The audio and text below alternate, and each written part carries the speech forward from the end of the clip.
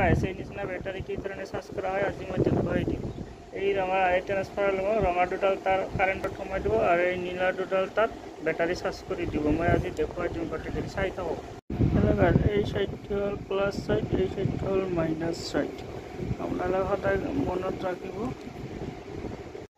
বেটাৰীটো charge নাই কাৰণে অলপমান জ্বলিব। বেটাৰীটো চাৰ্জ নাই কাৰণে যেতিয়া চাৰ্জ হৈ যাব না, এইটো একদম স্পষ্টকৈ জ্বলি যাব। এইটো বনোৱা হৈ গৈছে মোৰ।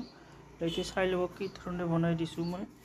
এইটো চাওক, এই চাওক বেটাৰীটো ফুল চাৰ্জ হৈ গ'ল। কিমান পোহৰ, একদম ফটফটীয়া পোহৰ হৈছে। চব বস্তু দেখা পায় এইবাৰ কিমান পোহৰ হৈ গৈছে বেটাৰীটো চাৰ্জ হোৱাৰ লগে লগে। এইটো চিষ্টেমটো চাই লওক। এই নিচিনা ট্ৰান্সফৰ্মাৰ ল'ব। এই নিচিনাকৈ বস্তুটো কি ধৰণে ফিটিং কৰিছোঁ চাই ল'ব।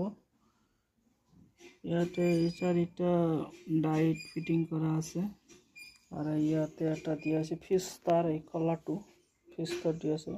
এইটো হ'ল ট্ৰান্সফৰ্মাৰ।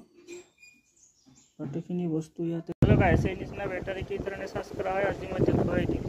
এই ৰঙা ট্ৰান্সফাৰ ল'ব, ৰঙা দুডাল তাৰ কাৰেণ্টত সোমাই দিব আৰু এই নীলা দুডাল তাত বেটাৰি চাৰ্জ কৰি দিব। মই আজি দেখুৱাই দিম, গোটেইখিনি চাই থাকক। এই চাইডটো হ'ল প্লাছ চাইড, এই চাইডটো হ'ল মাইনাছ চাইড। আপোনালোকে সদায়